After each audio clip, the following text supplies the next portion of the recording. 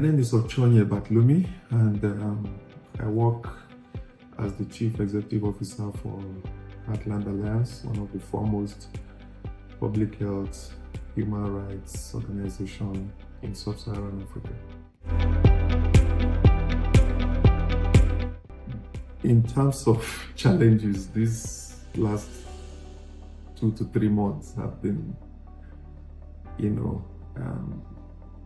most defining, if I may put it that way, because at some point I was wondering why I'm the CEO of Heartland Alliance at this juncture of my leadership, but I guess we were able to internalize the situation we find ourselves, and we're trying to bounce back to ensure that we stick with our mission.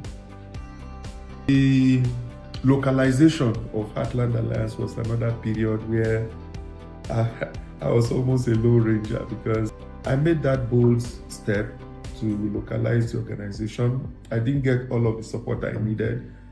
I got some support which actually made the difference. I was called names like fearless,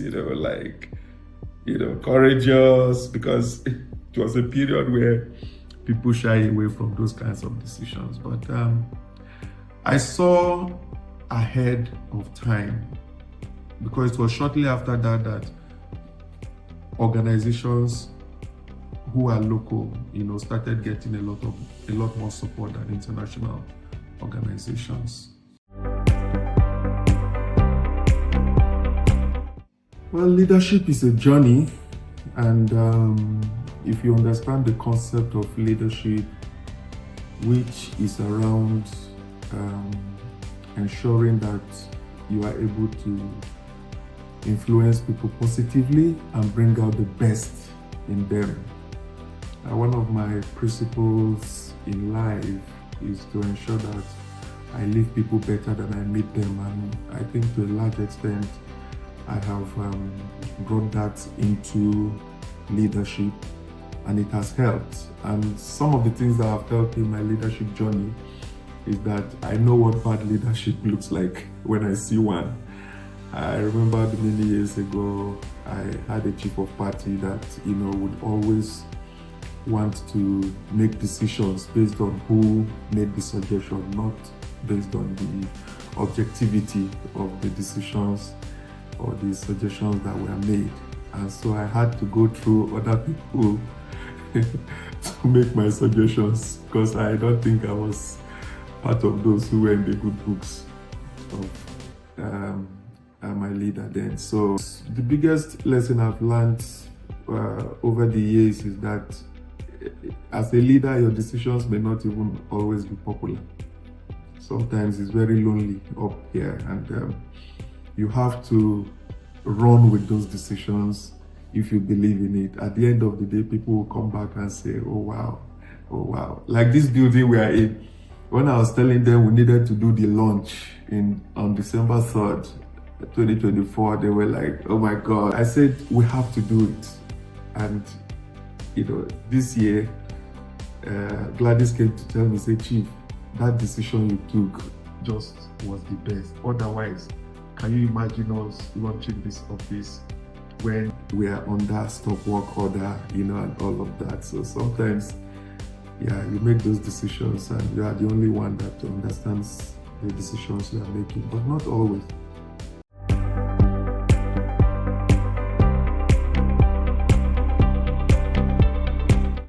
I think the best thing that can happen to any leader is to have the team buy into their vision. Honestly, that's the greatest challenge that a leader can ever have.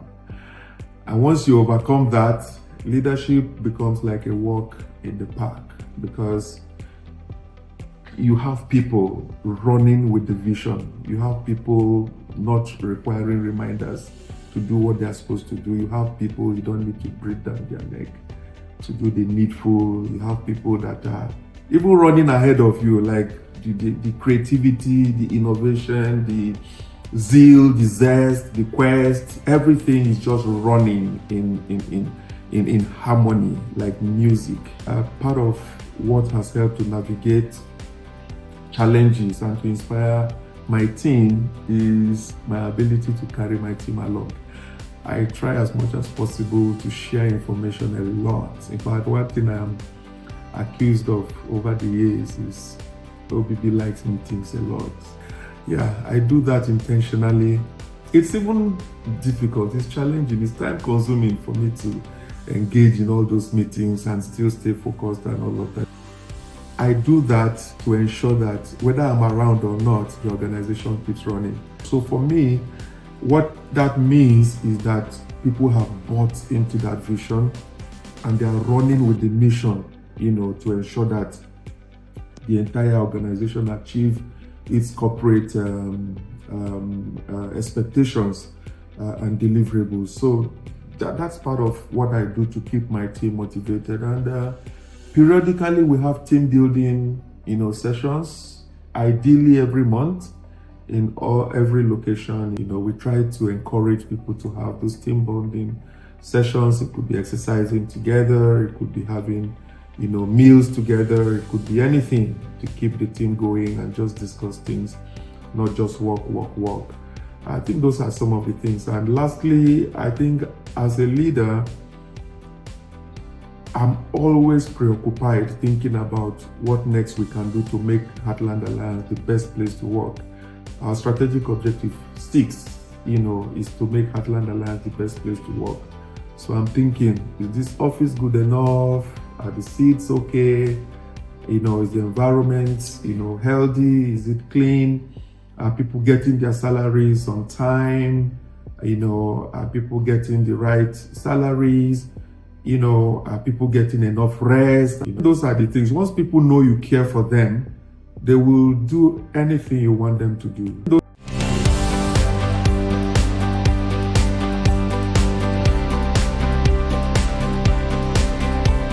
Decision making is a daily exercise of any leader, and the worst thing that can happen to a leader is not to have the capacity, the ability, the wherewithal to make those decisions, because some of those decisions can be difference between getting it right and getting it wrong. When the stakes are high, you just need to ensure that you make the right decision in favor of the organization.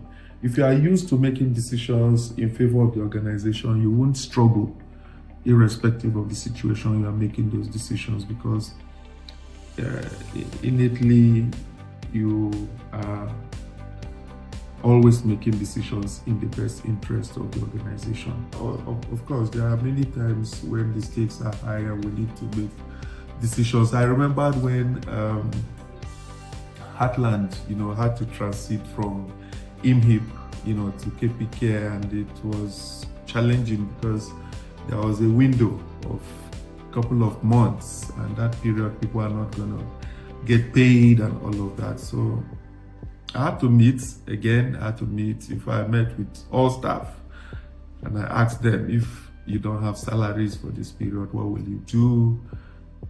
So I tried to gather information just to give me an idea of what people will go through before making those decisions. And we eventually made a decision. I made those decisions, in response to what, information that is available to address that situation at that time.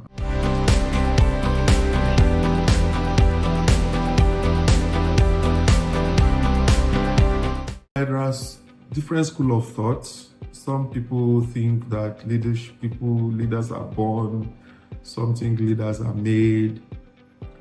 I believe that sometimes there are situational leadership. There are situations where you look left, right, and center, nobody but you to take that leadership.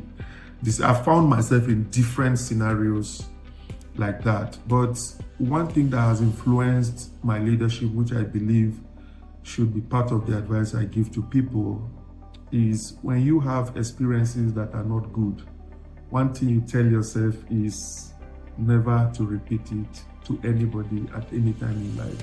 So gradually, those little steps that you take that you may not find in any textbook on leadership are what defines who a true leader is. And so leadership is about learning. It's about listening, and it's about making sense of what people say. Leadership is not easy. I must tell you, to be a leader is not easy because it takes a lot to listen, to truly listen. It's a test of your patience. It's a test of how large your heart is. A large heart that will, accommodate as many as possible. So leadership is about influence.